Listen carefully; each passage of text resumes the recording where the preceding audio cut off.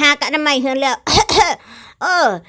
ยินอีเซียวว่าจะมาอินน้ำเลยบ่เห็นมาหอดปะนี่เซาส่งข้อความมาว่าจะมาถามเรื่องสิริมงคลอยากได้เครื่องของไปหอยแขนคออ้าวมาหอดแล้วบ่บัดนี้นะแค่ดีบ่เซียว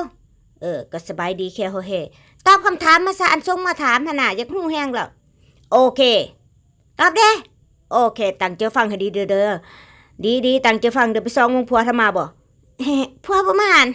โอเคบัดนี้ตั้งใจฟังเด้อของสิริมงคลที่เท่าอยากเอามาห้อยเสื้อคอเสื้อแขนเสื้อขาเสื้อหัวเลยเท่าก็ตามแต่เด้ออันกันที่จะกล่าวไปนี่แม่นของสิริมงคลหมดฉะนั้นเท่าจะเอามาห้อยเสื้อแขนเสื้อคอเสื้อขาก็ได้เด้อของสิริมงคลหรือว่าสัตว์สาวาสิ่งก็เป็นสิริมงคลที่เรื่องชื่อลือนามอันดับที่1ก็แม่นตัวสร้างเด้อตัวเสือก็แม่นเด้อตัวกวางก็แม่นนกยุงก็แม่นเด้อจะเอามาห้อยแขนคอก็ได้เด้อตายแม่นแท้ๆเลยตัวสัตว์ก็แม่นหลายชนิดเด้อตัวปีเสียตัวเลยหันแต่ว่าตัวจริงบ่มีแต่ว่ามีเนื้อหูมังกรเย็บเมกก็แม่นเด้อประเภทสิ่งของเฮือนซ่านบ้านสองก็เป็นวัดก็แม่นสิริมงคลตามความเถื่อซื้อน่ะศาลพระภูมิก็แม่นสิมาเอาห้อยเสื้อคอก็ได้นี่ตายห้อยคอตาย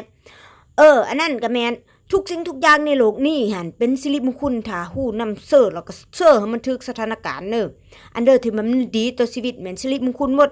เพชรนินจินดากับแม่นของสิริมงคลถ้าเสิร์ให้มันถึกสถานการณ์ให้มันงามประดับให้ตัวเองดูดีมีคุณค่าแต่ว่าถ้าเอาไปโซ่อวดโอใส่ต่อหน้าโจรแล้วเขามาปุ่นมาจีมาขามาตีเอานั่นกับบ่เป็นสิริมงคลแก่ชีวิตแล้วเนาะตั้งใจฟังเด้อแบบไปมาสิมากันหอยเจ้าคอวะเขาจะหอยก็หอยอันนั้นน่ะเอาเลยเป็นสิริมงคลหอยโลดเช่นว่าวัตถุสิ่งของที่ว่าเขาถือเป็นสิริมงคลเช่นว่าไส้บ้านเฮานี่ก็แม่นเด้อทุกสิ่งทุกอย่างที่คนเฮานำเสอแล้วมันเป็นประโยชน์ไปทางที่ดีเขาเอิ้นว่าสิริมงคลหมดแต่ว่าเสอแล้วบ่ฮู้นำเสอก็เป็นอัปมงคลหมดหั่นแหละทุกสิ่งทุกอย่างในชีวิตคนเฮาที่มนุษย์สร้างขึ้นเพื่อมานำใช้ในชีวิตประจำวันแม่นเป็นสิริมงคลหมดถ้าฮู้นำใช้ให้มันถูกต้องแล้วก็เป็นประโยชน์ให้แก่ชีวิตอย่าใช้ไปในทางที่ผิดเส้นรวมทั้งเพชรนินจินดาเงินคำต่างๆอีกรวมทั้งเครื่องนุ่งของใช้เฮือนซ่านบ้านสองยุกยาสิ่งนำใส่ต่างๆถ้าฮู้นำใส่เป็นแม่นเป็นสิริมงคลหมดเส้นความสะอาดก็เป็นอีกหนึ่งสิริมงคลที่ให้ชีวิตอยู่ดีมีความสุขแข็งแรงกับการเว้าการจาทุกสิ่งทุกอย่างเป็นสิริมงคลหมดการกระทำต่างรวมแล้วสร้างใดบ่จำเป็นมาห้อยคอ